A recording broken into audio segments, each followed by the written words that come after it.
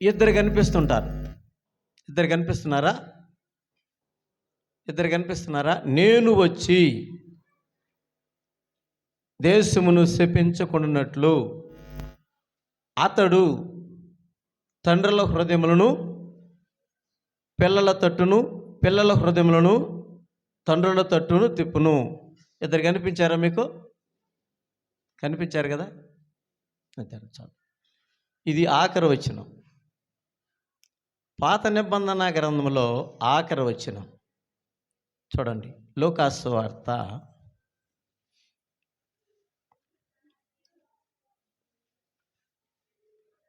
1వ అధ్యాయం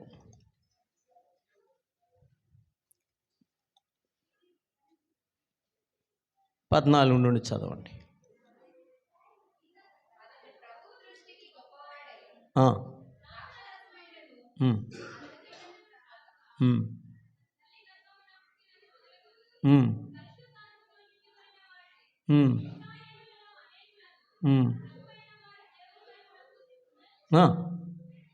మళ్ళీ అతడు తండ్రుల హృదయములను పిల్లల తట్టుకును అవిధేయులను నీతిమంతుల జ్ఞానము అనుసరించుటకు త్రిప్పి ప్రభువు కొరకు ఆయుక్తపడి ఉన్న ప్రజలను సిద్ధపరచుటకై ఏలియా యొక్క ఆత్మయు శక్తియు గలవాడై ఆయనకు ముందుగా ఎల్లును గనుక నీకు సంతోషమును మహా ఆనందమును కలుగును. చాలండి. మనం ఇక్కడ చదివిన వచనాల్లో మీకేమన్నా అర్థమైందా అమ్మా? నేను ఈరోజు క్రిస్మస్ కాబట్టి మీరు అన్నీ తెలుసు కాబట్టి కనుక మిమ్మల్ని అడిగేస్తూ ఉంటా. మొట్టమొదట మనం ఆఖరి వచనాలను చదివాం పాత నిబంధనలో. తర్వాత దూత మాట్లాడినటువంటి వచనాలను చదివాం. ఈ రెండు ఒకటే లేకుంటే వేరువేరుగా ఉన్నాయా అంటే దేవుని యొక్క ఏర్పాట్లు ఎట్లా ఉంటుందో చూస్తున్నాం. ఏ వచనముతో పాత నిబంధన ముగించాడో అదే వచనముతో క్రొత్త నిబంధనను ప్రారంభించాడు దేవుడు.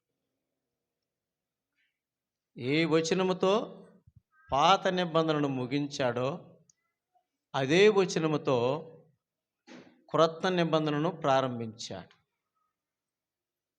కనుక అక్కడ మాట్లాడినటువంటి పాత నిబంధన ఆ వచనం, ఇక్కడ మాట్లాడినటువంటి క్రొత్త నిబంధన ఈ వచనం మధ్యకాలం 400 సంవత్సరాలు. ఎంతమ్మా? 400 సంవత్సరాలు. మలాకి ఆఖరిగా మాట్లాడి గ్రంథాన్ని ముగించి ఫుల్ స్టాప్ పెట్టాడు. గాబ్రియేలు దూత జకర్యాతో మాట్లాడిన ఆ దినానికి 400 సంవత్సరాల కాలం. ఈ కాలంలో దేవుడు ప్రవక్తల ద్వారా కానీ దేవదూతల ద్వారా కానీ ఎవ్వరి ద్వారా మాట్లాడకుండా నిశ్శబ్దంగా ఉన్న కాలం. ఎన్ని సంవత్సరాలు అన్నాడు? 400 సంవత్సరాలు నిశ్శబ్దంగా ఉన్నాడు. ఈ సమయంలో ఈ 400 సంవత్సరాల్లో అనేకమైనటువంటి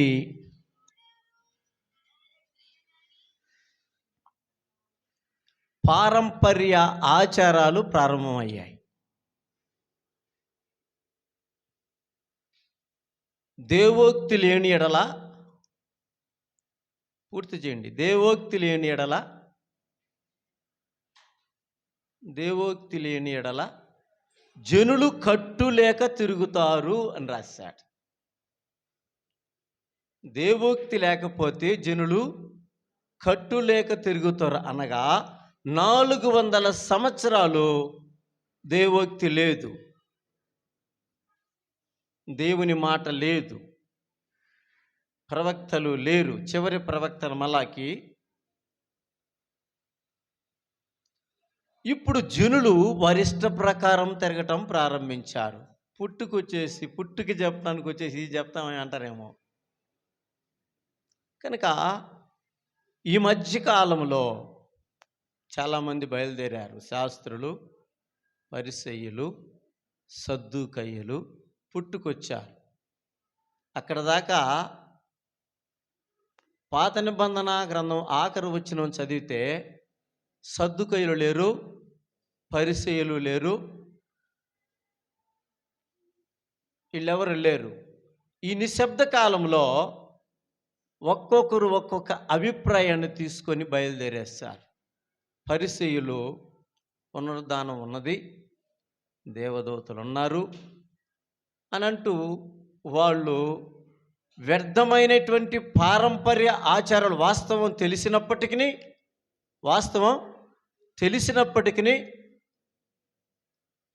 అందుకనే రోమాపత్రిక 10 ఒక్కసారి చూద్దాం. అక్కడ వాళ్ళు నడిచినటువంటి క్రమాన్ని మీకు చెప్తాను. ఆ తర్వాత నేను సింపుల్గా ముగిస్తా, ఇబ్బంది ఏం లేదు. సహోదరులారా, ఇజ్రాయేలు రక్షణ పొందవలని నా హృదయాభిలాషయు వారి విషయమైన దేవునికి చేయు ప్రార్థన ఉన్నది. వారు దేవుని యందు ఆసక్తి కలిగిన వారని వారిని గురించి సాక్ష్యం ఇచ్చుచున్నాను అన్నాడు. వారు ఇజ్రాయేలు ఎలాంటి వారంట? దేవుని యందు ఆసక్తి కలిగిన వారు అని నేను సాక్ష్యం చెబుతున్నాను. అపోస్తలుడైన పౌలు మాట్లాడుతున్నాడు. అయితే ఏమన్నాడయా? అయితే అయినను వారు ఆసక్తి జ్ఞానానుసారమైనది కాదు. ఏంటంటే వారి ఆసక్తి ఎలాంటిది? గ్రంథానుసారమైనది కాదు. ఆసక్తి ఉంది వాళ్ళకి, దేవుడంటే ఆసక్తి ఉంది. ఆయనే చెప్తున్నాడు, దేవుని యందు ఆసక్తి కలిగిన వారు వాళ్ళు అని నేనే సాక్ష్యం ఇస్తున్నాను అంటాడు పౌలు. అయితే వారి ఆసక్తి జ్ఞానానుసారమైనది కాదు, అంటే గ్రంథానుసారమైనది కాదు.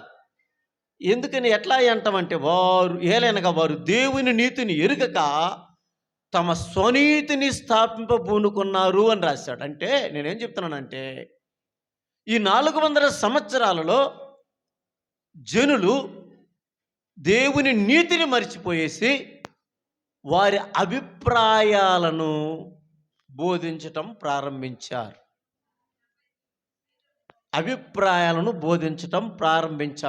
అభిప్రాయం అనగా మతం. దీన్నే మతబోధ అన్నారు. ఒక్కొక్కరు ఒక్కొక్క అభిప్రాయాన్ని మన భారతదేశంలో వెలుబుచ్చారు. ఒక్కొక్క మతంగా ప్రారంభమైపోయింది. చాలు కదా, ఎక్కడికి చాలు. అంటే ఆ దినాల సద్దూకయ్యులు అనే వాళ్ళు వచ్చారు, ఒక తెగలేశారు. దేవదూత లేదు, పునరుద్ధానం లేదు అన్నారు. ఒక్కొక్కరు ఇంకా చెప్పుకోవటానికి చాలామంది ఉన్నారు, 4 తెగలు ఉన్నారు. అయినా మనకు తెలిసింది ఒక ఇద్దరు గనక ఇద్దరు మాత్రమే మీకు జ్ఞాపకం చేశా. ఇది ఈ రోజులు. అలాంటి పరిస్థితుల్లో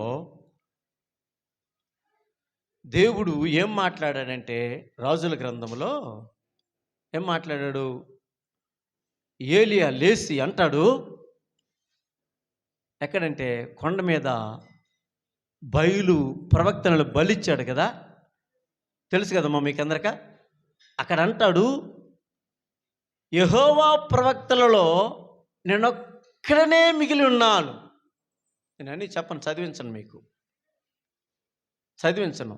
నేనొక్కడే రోషము కలిగి వాడిగా నేను మిగిలి ఉన్నాను. కనుక ఈ అహాబు నన్ను కూడా చంపటానికి, ఈ యెజెబెలు నన్ను కూడా చంపటానికి పరుగులు తీస్తుందని పరిగెత్తుకెళ్ళి దాగిపోయాడు. అలాంటి సమయంలో దేవోక్తి ఏలియాతో ఏమని మాట్లాడిందంటే, బయలుకు మోకాళ్ళు ఉన్నటువంటి వారు ఇంకా చాలామంది ఉన్నారు అని మాట్లాడింది. నేను చదివించను, మీకు చదివిస్తే టైం వేస్ట్ అయిపోతుంది. ఎందుకు చెప్తున్నానో చూద్దాం, ఆలోచించండి. బయలుకు మోకాళ్ళు ఉన్నటువంటి వారు ఇంకా 4,000 మంది పురుషులు ఉన్నారు నాకు అన్నాడు. ఈయనేమంటున్నాడు? ఏమన్నాడు? రోషము కలిగినటువంటి వాడిని నేను ఒక్కడే మిగిలి ఉన్నాడు. దేవోక్తి ఏం మాట్లాడిందంటే, ఏలియా తప్పు మాట్లాడావు, ఇంకా బయలుకు మోకాళ్ళు ఉన్నటువంటి వారు 4,000 మంది శేషంగా నాకున్నారు అన్నాడు. నేను వచ్చేసి పాయింట్కి. 400 సంవత్సరాలు దేవోక్తి లేకపోతే ఇలాంటి శేషమే మనకు కొత్త నిబంధనలో ప్రారంభమవుతుంది. బయలుకు మోకాళ్ళు ఉన్నటువంటి వారు వ్యర్థమైనటువంటి పారంపర్య ఆచారాలను అనుసరించినటువంటి వారు బైబిల్ గ్రంథంలో మనకు కనిపిస్తారు. చూద్దాం, ఇప్పుడు లోకాసు వార్తకి వెళ్దాం. కొంచెం నా మాటలో జాగ్రత్తగా వినేదానికి ప్రయత్నం చేయండి. 1:6 చదవండి.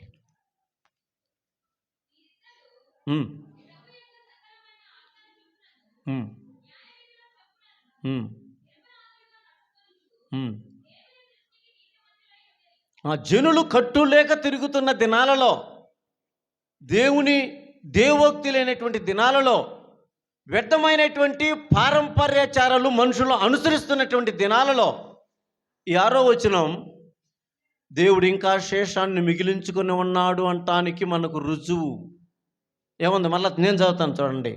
వీరిద్దరూ అంటే ఎలిజబెత్, జకర్యాలు ప్రభు యొక్క సకల విధమైన ఆజ్ఞల చొప్పున, న్యాయ విధుల చొప్పున నిరపరాధులుగా నడుచుకునుచు దేవుని దృష్టికి నీతిమంతులయ్యుండిరి అని రాశాడు. ఇల్లే కాదు, మరియ ఉంది ఇందులో, యోసేఫ్ ఉన్నాడు ఇందులో నిరపరాధులుగా జీవించేటటువంటి గొల్లలు ఉన్నారు ఇందులో, నిరపరాధులుగా జీవించేటటువంటి పరాయి దేశంలో జ్ఞానులు ఇందులో. వీళ్ళందరిని ఆయన చూపించడంలో కారణం ఏమిటంటే, నా కొరకు ఇంకా నేను శేషాన్ని మిగిలించుకొని ఉన్నాను.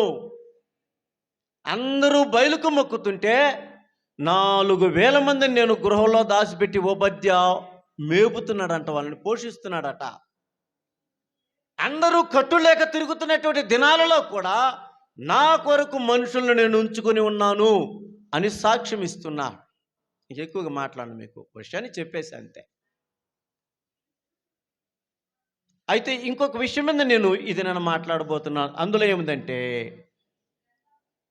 దేవుని దృష్టికి నీతిమంతులయ్యుండిరి.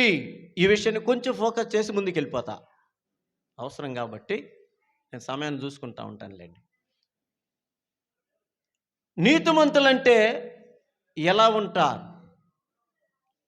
నీతిమంతులు అన్న మాటానికి మీకు తెలిసింది ఏదైనా ఉంటే ఒకటి చెప్పండి నాకు. మీరైనా చెప్పచ్చు, ఇక నేనే చెప్పాలంటే ఏం చెప్పాను?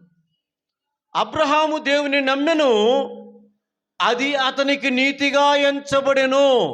నీతి అంటే ఏమిటి? నీతి అంటే ఏమిటి? అబ్రహాము దేవుని నమ్మెను, అది అతనికి నీతిగా ఎంచబడెను అని మాట్లాడాడు. అంటే నీతి అంటే దేవుని నమ్మటమే నీతి. నీతి అంటే ఏమిటమ్మా? దేవుని నమ్మటమే నీతి. బాగానే ఉందా? మీరు బాగా చెప్పారు. నీతి అంటే చెప్పారు, నమ్మటం అంటే ఇది కదా కావాల్సింది. ఇందులో ఇంకొకటి వచ్చేసింది కదా. నీతి అంటే ఏమో చెప్పారు మీరు. అబ్రహాము దేవుని నమ్మెను, అది అతనికి నీతిగా ఎంచబడెను అన్నాడు. నీతి ఇలా అయితే అసలు నమ్మకం ఎలాంటిది? నేను పుట్టుకని గురించి మాట్లాడుతూ ఈ విషయాలు మీతో మాట్లాడుతున్నా. నమ్మకం అంటే విశ్వాసం అంటారు, అంతే కదా? విశ్వాసము కదా. నమ్మకం అంటే విశ్వాసం. చూడండి, హెబ్రీ పత్రిక 11లో ఇది చెప్పేసుకుని నేను ఈజీగా చెప్పేసి, ఎందుకంటే ప్రాముఖ్యమైనటువంటిది ఇందులో ఇదే. ఈ దినాన చాలామంది ఓ ప్రశ్న వేస్తూ ఉన్నారు. ఆ ప్రశ్నకు సమాధానం బైబిల్ ఇచ్చేది ఇదే. 3వ వచనం చదవండి చాలు.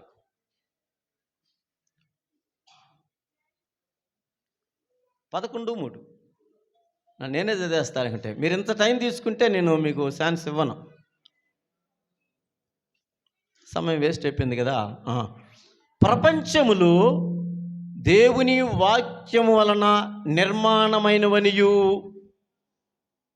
అందును బట్టి దృశ్యమైనది కనబడెడు పదార్థములచే నిర్మింపబడలేదనియు ఏం చదువుతున్నాను, నేను చదివే దాంట్లో మీరు అట్లా ఎట్లా అనుకుంటే అర్థం కాదు. అది చాలా సింపుల్గా ఉన్నటువంటి విషయం, లోతుగా కనబడకుండా ఉన్నటువంటి విషయం ఇది.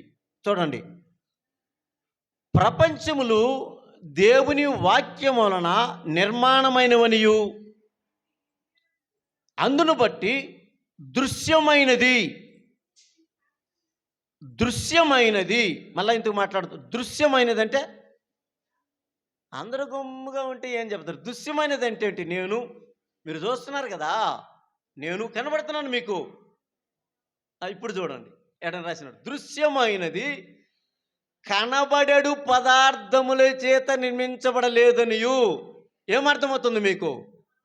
కనబడేటటువంటి నేను కనబడనటువంటి పదార్థము చేత నిర్మాణం చేశాడంట. అర్థమైంది నేను చెప్పింది మీకు? ఈ కనబడుతున్నటువంటి విశ్వము, ఈ ప్రపంచము ఏ మెటీరియల్ లేకుండానే తయారు చేశాడు దేవుడు. అర్థమైంది నేను చెప్పింది? విశ్వాసం అంటే ఇదండి. మొదటి వచ్చిన ఇప్పుడు చదవండి, మొదటి వచ్చిన 11:1. విశ్వాసమనేది నిరీక్షింపబడు వారి యొక్క నిజస్వరూపమును, అదృశ్యమైనవి ఏంటంట, అదృశ్యమైనవి ఉన్నవి, కనబడినటువంటివి ఉన్నవి అన్నట్టు రుజువు అన్నాడు. ఇప్పుడు ఏమని నేనేం చెప్తున్నాను? అసలు నేనేం చెప్తున్నాను? ఏ విషయం మీద చదివించాను? విశ్వాసం అంటే ఏమిటంటే, కనబడుతున్న విశ్వాన్ని దేవుడు కనబడినటువంటి పదార్థము చేత నిర్మాణం చేశాడంటయా. ఇది విశ్వాసం వలన గ్రహించాలి. ఇది విశ్వాసం అంటే. అబ్రహాము దేవుని నమ్మెను, నమ్మితే ఏమైంది? అది ఆయనకు నీతిగా ఎంచబడింది. ఆయన ఎలా నమ్మాడంటే, ఎలా నమ్మాడు? కనబడుతున్న ఈ పదార్థం కనబడినటువంటి పదార్థము చేత నిర్మాణం చేయబడింది అన్నాడు. అర్థమైంది నేను చెప్పింది మీకు? అర్థమైందా? కాలేదు అంతే. అంటే కనబడుతున్నటువంటి నేను కనబడినటువంటి పదార్థంతో తయారు చేశాడు దేవుడు. ఏమర్థం కాదు? అదే విశ్వాసం అంటే. ఎందుకు చెప్తున్నాను ఇన్ని మాటలంటే, ప్రతిదీ కూడా మొదటి అధ్యాయంలోనే ఇమిడ్చాడు. ఎందుకు చెప్తానండి? కన్యగర్భము, కన్య దగ్గరికి గాబ్రియేలు దూత వచ్చిందయ్యా. ఏమంటుంది? దయాప్రాప్తురాలా, నీకు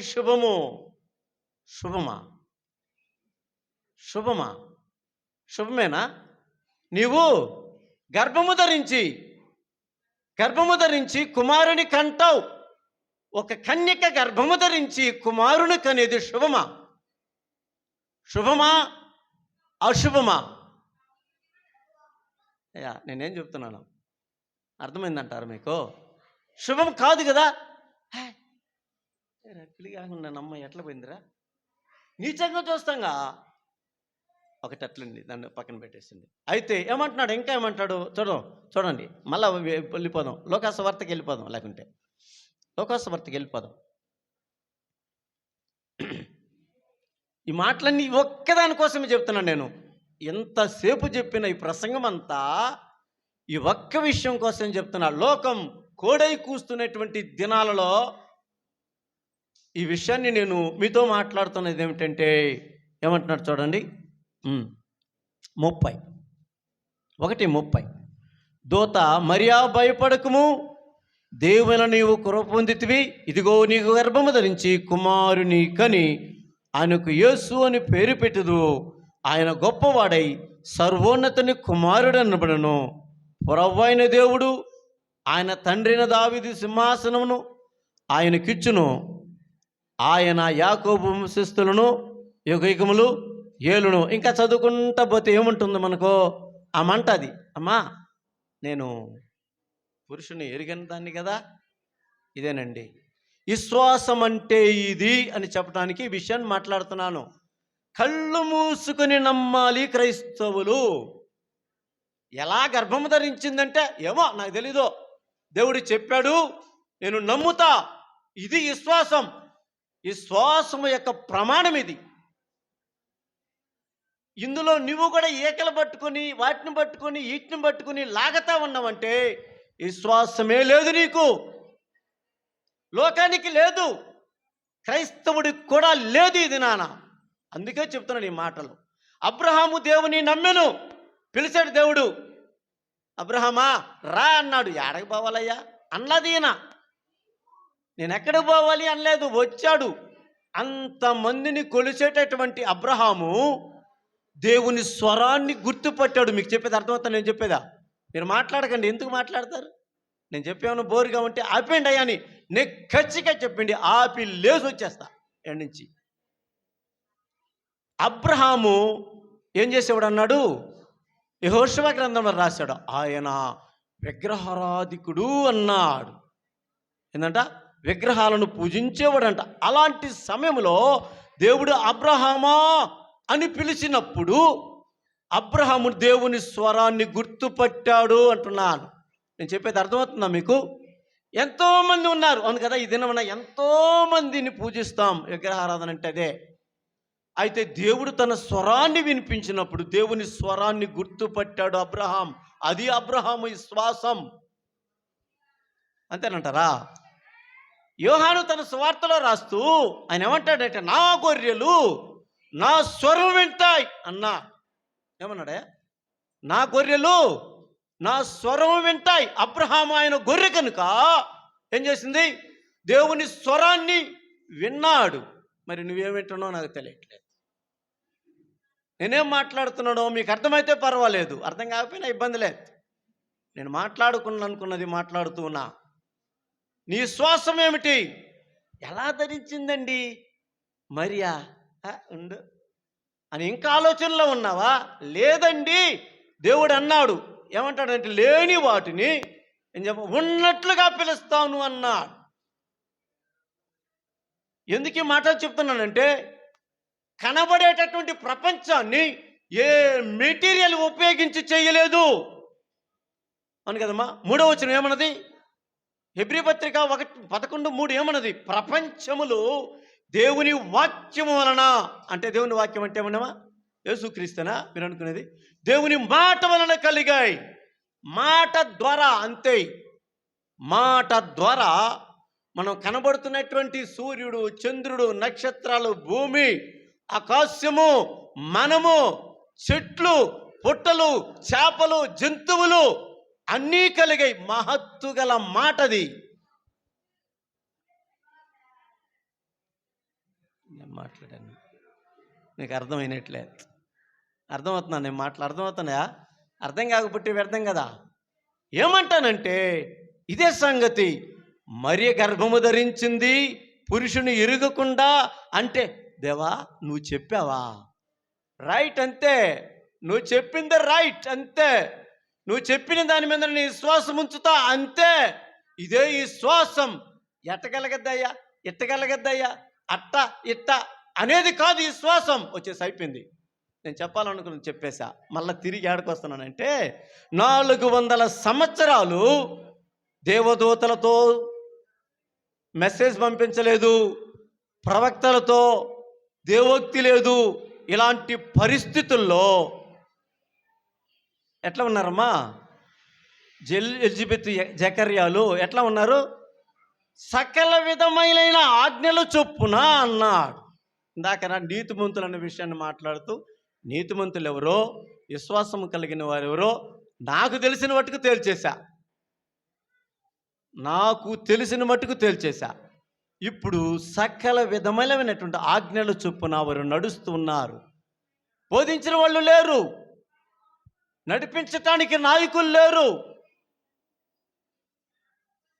వాళ్ళ కొద్దిగా కొరగా ఉన్నటువంటి గ్రంథాన్ని చూసుకుని దేవా అన్నాడు.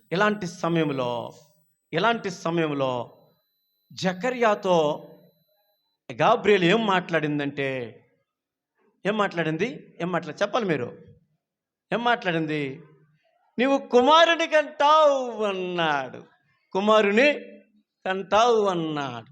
అంటే ముసలి వాళ్ళండి వాళ్ళు.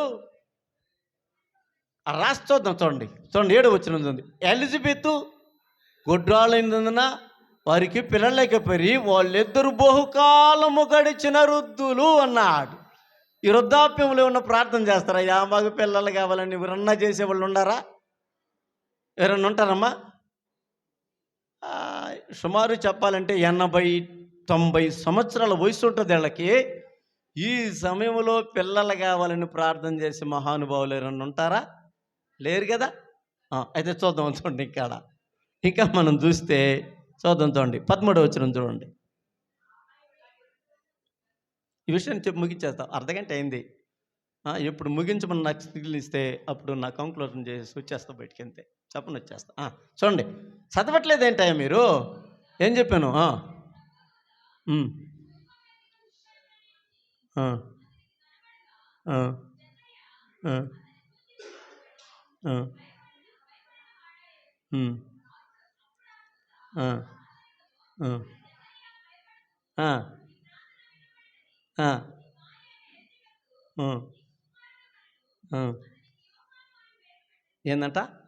ఏందంట ఇదే చెప్తున్నాను నేను. ఈ ముసలి ప్రాయంలో వీళ్ళు బిడ్డలకి ఏమైనా ప్రార్థన చేశారా? చేసుంటారా? చేసి ఉండరు. అంతే కదయా. నువ్వు చేస్తావా? నాకు పిల్లకాయలు కావాలన్నా చేస్తావా? చెయ్యుగా. కానీ వీళ్ళు కూడా ప్రార్థన చేయలేదు. ఎప్పుడో వయసులో చేశారు వీళ్ళు ప్రార్థన. ఎప్పుడో ప్రార్థన చేశారు. ఒక బిడ్డనే అని ప్రార్థన చేస్తారు. ముసలితనం వచ్చేటప్పటికి ఏమైపోయిందంటే ఎదులే ఇవ్వలేదులే అని నిరాశ పడలేదు. పోతే పోయినాళ్ళే అని వాళ్ళ యొక్క ధర్మాన్ని సకల విధముగా వారు నీతిని అనుసరించటంలో ఏమాత్రం కూడా అరమరక లేకుండానే కొనసాగారు. అప్పుడెప్పుడో చేసిన ఆ ప్రార్థన దేవుడు జ్ఞాపకం పెట్టుకొనే ఉన్నాడు. ఇది నేను చెప్తున్న సంగతి. ఇక్కడికి వచ్చి ఈ విషయాన్ని ఎందుకు చెప్తున్నానంటే, నేను ప్రార్థన చేసి చేసి చేసి చేసి వేసారిపోయాను అని తిరిగి వెళ్ళిపోయావు. ఇడికి రాదు విషయం. ప్రార్థన చేసి చేసి అయినా పర్వాలేదులే, ఇక నేను అవసరం లేదు, దేవునితో నేను చక్కగా నడుస్తాను అనుకుని సాగిపోతూ ఉంటే ఇప్పుడు జ్ఞాపకం చేసుకున్నాడు ఆ ప్రార్థనని దేవుడు. నేను చెప్పే విషయం మీకు అర్థమైందో లేదు, అర్థం కాకపోయినా పర్లేదులేండి. దేవుడు మనం చేసిన ప్రార్థనని నీవు మర్చిపోవచ్చు, కానీ దేవుడు మరిచిపోయినటువంటి వాడు అని చెప్తున్నాను ఈ సమయంలో. దేవుడు మరిచిపోయినటువంటి వాడు. వృద్ధాప్యములో జ్ఞాపకం చేసుకున్నాడు. ఎందుకు మూసాడంటే ఆమె గర్భాన్ని.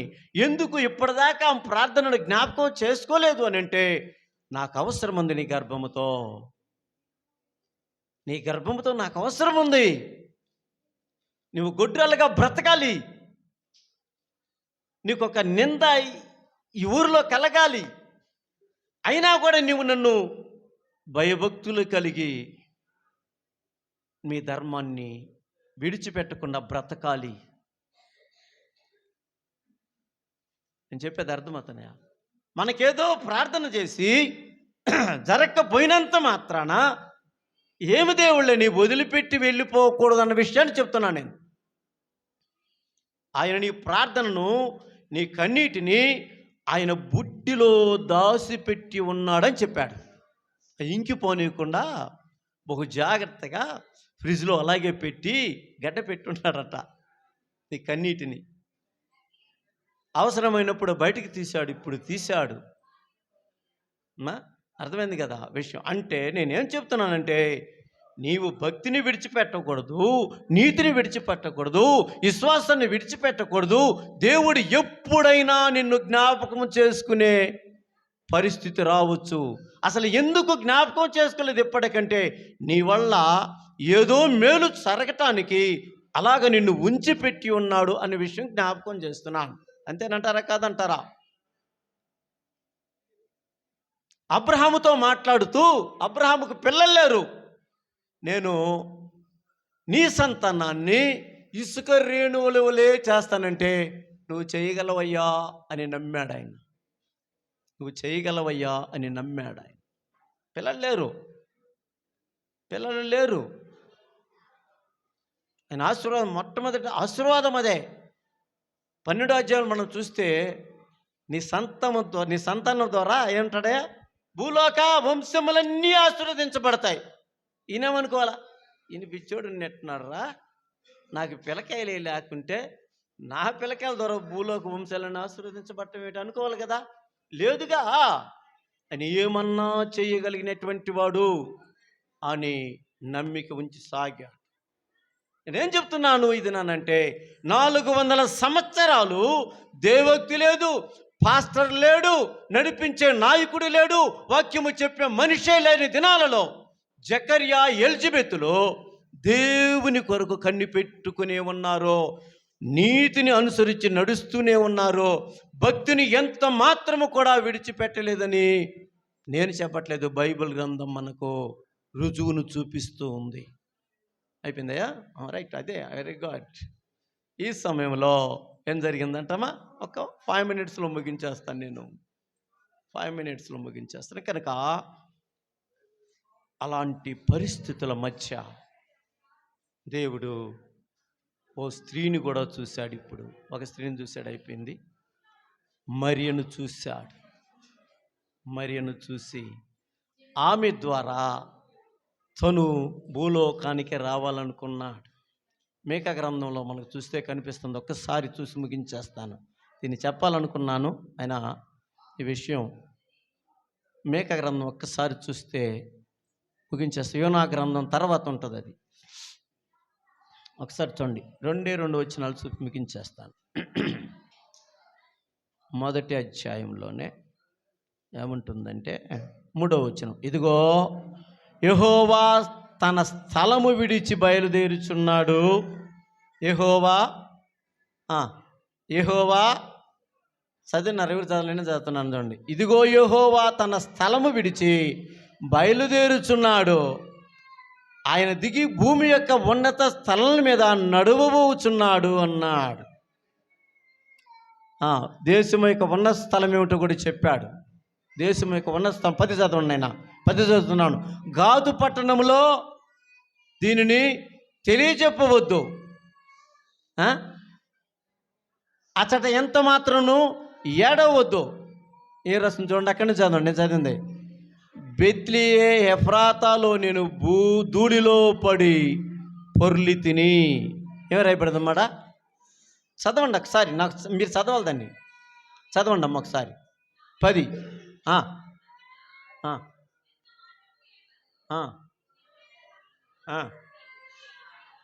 ఏమని రాయబడిందా, బెత్లిహే ఎఫ్రాతాలో నేను ధూళిలో పడి దొల్లి తిని అని రాయబడి. ఎక్కడంట దొల్లేదా, ఎక్కడ దొల్లటానికి ఆకాశం విడిచి తన సింహాసనాన్ని విడిచి రాజు 3వ, ఇదిగో యెహోవా తన స్థలం విడిచి బయలుదేరుచున్నాడు.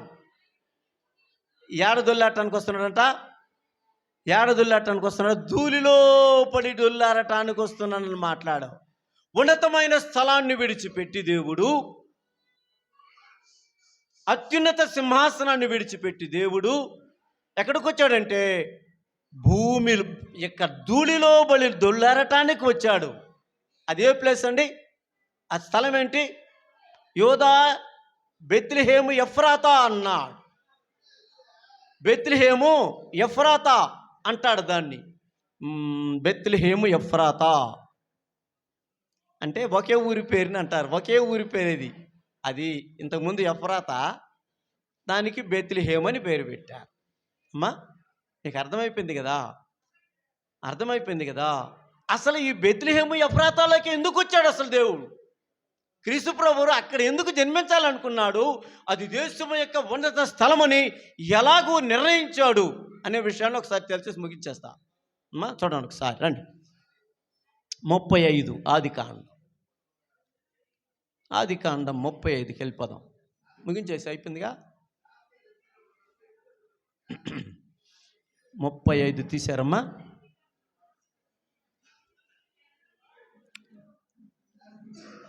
17 చదవండి. 17 ఉమ్, ఉమ్, ఉమ్, ఉమ్, ఉమ్, ఉమ్, ఉమ్, ఉమ్, ఉమ్, ఉమ్, ఉమ్, ఎవరండి అక్కడ? ఎవరు ఆమె పేరు? ఎవరు అసలు? ఆమె ఎవరు? ఆమె ఎవరు అసలు? రాహేలు. ఇప్పుడు కొరవ భాగం చోట్లు. ఉమ్, ఉమ్.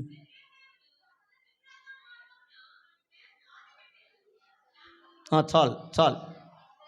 ఈ బెత్లెహేము ఎఫ్రాతాలో ఎవరిని పాతి పెట్టారు? రాహేలును పాతి పెట్టారు. ఈ స్థలాన్ని యేసుక్రీస్తు ప్రభువారు ఎన్నుకొని ఆ స్థలములో అడుగు పెట్టడానికి ఇష్టపడ్డాడు. నేను చెప్పేది అర్థమవుతుందా? ఈ బెత్లెహేము ఎఫ్రాతా, బెత్లెహేము ఎఫ్రాతా, బెత్లెహేము ఎఫ్రాతా అని అంటా ఉంటాం, కానీ ఆ బెత్లెహేము ఎఫ్రాతాలో ఉన్నటువంటి ప్రాముఖ్యమైనటువంటి విషయం ఏమిటంటే, ఆడికైనా రావటానికి కలిగిన కారణం ఏమిటంటే, రాహేలు సమాధి దగ్గర ఆయన జన్మించాలనుకున్నాడు. దానికి ఒక పెద్ద కథే ఉన్నది, నేను చెప్పలేనులేండి. అక్కడ చాలా లవ్ స్టోరీస్ ఉన్నాయి. ఈ బెత్లెహేము ఎఫ్రాతాలో ఇదిగో ఓ పెద్ద లవ్ స్టోరీ, యాకోబు రాహేలుది. ఆయన చెప్తాడు తన యోసేపుతో, మా అమ్మని ఆడ బూడ్చి పెట్టావా అని అంటే, పలానా దగ్గర బూడ్చి పెట్టాను రా అని చెప్పాడు చచ్చిపోతూ ఆఖరాన. ఈ బెత్లెహేము ఎఫ్రాతాలో రూతు బోయాజులా అని అంటారా? ఓ పెద్ద ప్రేమ కథ. అయ్యా ముగించేస్తున్నాను, అయిపోయిందిగా. మీరు వచ్చి ఇక్కడ పుట్టుకుని చెప్పుకోవచ్చు. నేను ఎక్కడ పుట్టాడో చెప్పేసా, ఎక్కడ ప్లేస్ చెప్పేసా, ప్లేస్లో కథకని మీరు దించేసుకొని పండగ చేసేసుకోవచ్చు. ఎవరైనా వచ్చేయచ్చాక మీరు వచ్చేసి దగ్గరికి వచ్చేస్తే నేను ముగించేస్తా. రండి, మీరు ఏమైనా కార్యక్రమాలు ఉంటాయి రండి. సెలబ్రేషన్ అంటే 12 గంటల తర్వాతనే దోతలు పాడాలేడా? దోతలు ఇక్కడ సర్వోన్నతమైన స్థలంలో దేవునికి మహిమని ఇక్కడ మీరు లేచి పాడితే అప్పుడొస్తాం గొల్లలు చూడటానికి. గొల్లలు అప్పుడు చూసి వచ్చి అప్పుడు క్యారల్స్ చేస్తారండి. రండి ఇక మీరు అడిగా. ఏమన్నా నేను ఏం చెప్పాను మీకు? ఎందుకనంటే చూడండి ఒకసారి మొదటి దినవృత్తాంత గ్రంథం 5వ అధ్యాయం. గ్రంథం ఏం మాట్లాడిందో చూడండి. మొదటి దినవృత్తాంతాల గ్రంథం 5వ అధ్యాయం ముగించేసా, అయిపోయింది. పుట్టుక చెప్పేసా మీకు, అయిపోయింది. ఏడ పుడతాడో చెప్పేసా. వాళ్ళు వచ్చి ఎట్ట పుడతారో ఏం చేశారో వాళ్ళు చెప్పుకుంటారు. చదవమ్మా. మొదటి దినవృత్తాంతాల గ్రంథం 5వ అధ్యాయంలో ఏమి రాయబడిందో చూడు. ఆ గల్బాపయ్య ఒక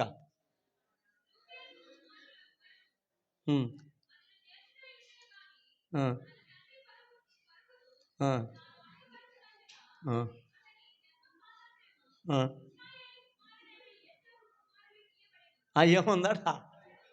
అడేముందో చూడండమ్మా, ఏముందో చూడండి.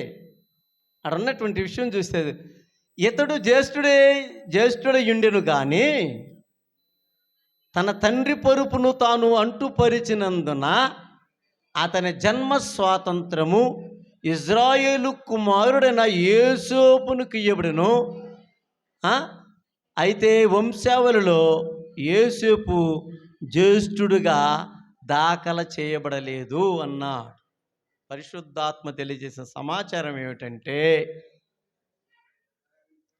నేను చెప్పేది ఏమన్నా మీకు అర్థమైందా? నేను చెప్పేది ఏమో అర్థం కాల. ఇది అర్థం కాదు. ఎందుకంటే జ్యేష్ఠత్వం యోసేపుదట, నేను చెప్పట్లేదండి, ఆయనే చెప్పాడు. అయితే వృత్తాంతంలో ఆ వంశావళిలో యోసేపు పేరుని జ్యేష్ఠుడిగా మేము ప్రకటించట్లేదు, కానీ జ్యేష్ఠుడు యోసేపు అని రాశాడు. అంటే దాని అర్థం ఏంటి మీకు చెప్పేది ఏంటంటే, దేవుడు రాహేలును గుర్తించాడు. రాహేలు యొక్క మొట్టమొదటి కుమారుడు ఎవరు? అమ్మా ఎవరు కూడా చెప్పాలి. యోసేపుని ఇక్కడే రాసి ఉంటే మీరేంటమ్మా? కనుక అందుకని దేవుడు తన ఉన్నత స్థలాన్ని విడిచిపెట్టి భూమి యొక్క ఉన్నత స్థలమైనటువంటి బెత్లెహేములో జన్మించి తన ప్రేమను అక్కడనే ప్రకటన ప్రారంభించాడు. తన ప్రేమను చూపించాడు. ఆయన తన తల్లి అయిన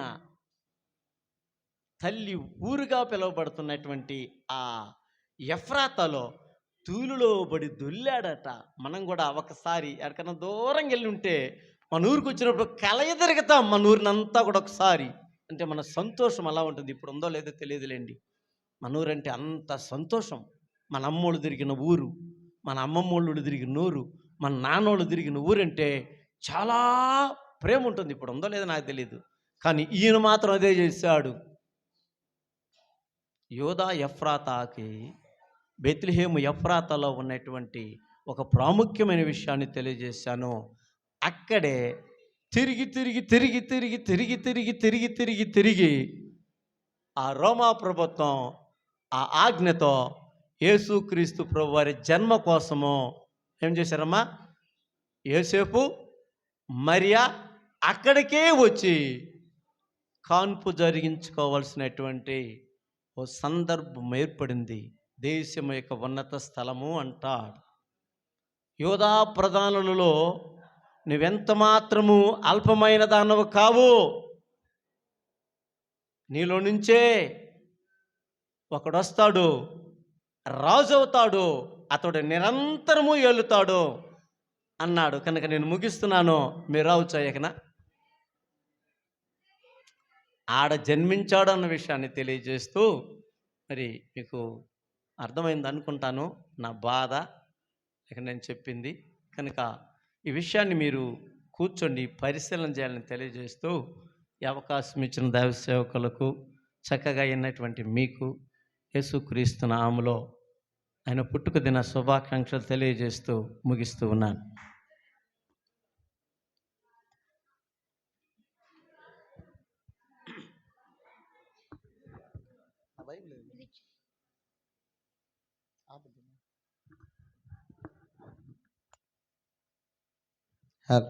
సమయంలో మరి ఇంతవరకు నేను వాక్యాన్ని అందించిన సుధాకర్ అన్న గారికి నిండా వందనాలు.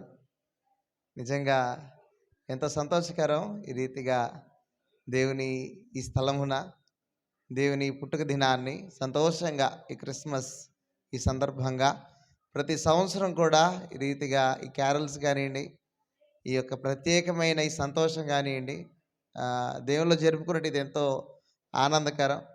కాబట్టి మరి కుటుంబాలుగా ప్రభునామాన్ని మహింపరచినట్లుగా మనందరం కూడా ఇక్కడ ఉన్నాం. కాబట్టి ఇప్పటి వరకు చెప్పబడిన మాటలన్నీ కూడా మన మనసులో ఉంచుకొని దేవుని విషయమై మరింత మరి బలంగా ఈ సంవత్సరంలో మనం ముందుకు సాగాలని రూపేట మనవి చేస్తూ, ఇంకా కూడా ఒక మంచి ప్రణాళిక, ఒక మంచి ఉద్దేశం, ఒక మంచి దేవుని ఆ తీర్మానంతో మనం ఈ సంవత్సరం నుంచి ముందుకు వెళ్ళాలి.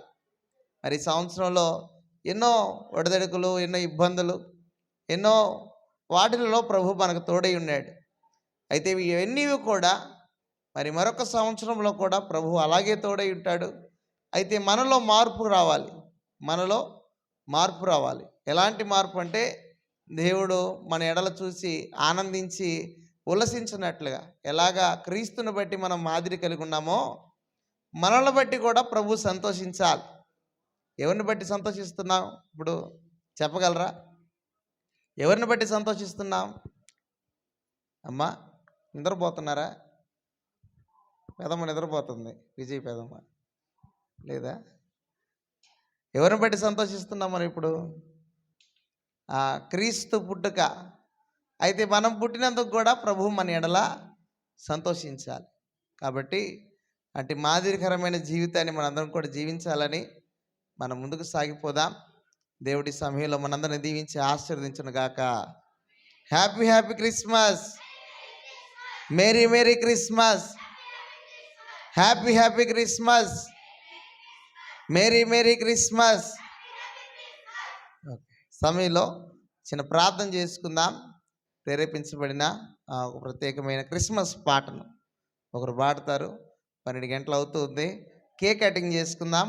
ఆ పైన పిల్లలు సండే స్కూల్ పిల్లలందరూ కూడా సిద్ధపడి ఆ, ఒక యేసు పుట్టుక ఆ స్కిట్ వేయాలని ఆశపడి ఉన్నారు. కాబట్టి మీరందరూ కూడా మరి ఆ సమయం కొరకై మరి ఎదురు చూడాలని ప్రభుపేట మనవి చేస్తూ ఆ మాటలు ముగిస్తూ ఉన్నాను. చిన్న ప్రార్థన చేసుకుందాం. అందరూ తలలోంచి కళ్ళు మూసుకున్నట్లయితే మన మధ్యన ఉంటున్న పెద్దలు మరి ప్రభాకర్ అంకుల్ గారు ప్రార్థన చేస్తారు.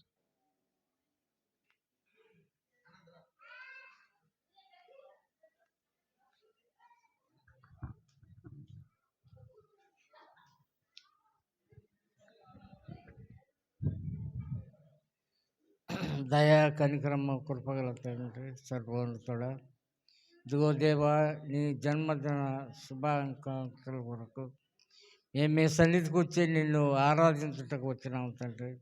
ఆరాధించిన ప్రతి ఒక్క బిడ్డకి నీ కృపను అనుగ్రహించమని, వచ్చిన వారికి అందరికీ నీ దయా కటాక్షాన్ని వారిపై ఉంచి, ఇదిగో తండ్రి, పిల్లలు ఏర్పాటు చేసుకున్న ఈ నాటక విషయంలో వాళ్ళకు తోడైండి ఆ కార్యక్రమాన్ని సక్రమంగా జరిపించి మేమందరము నీకు కృతజ్ఞత స్తుతులు చెల్లించుకునే భాగ్యాన్ని మాకు అనుగ్రహించినందుకు స్తుతులు స్తోత్రములు చెల్లించుకుంటున్నాం తండ్రి. ఆమేన్.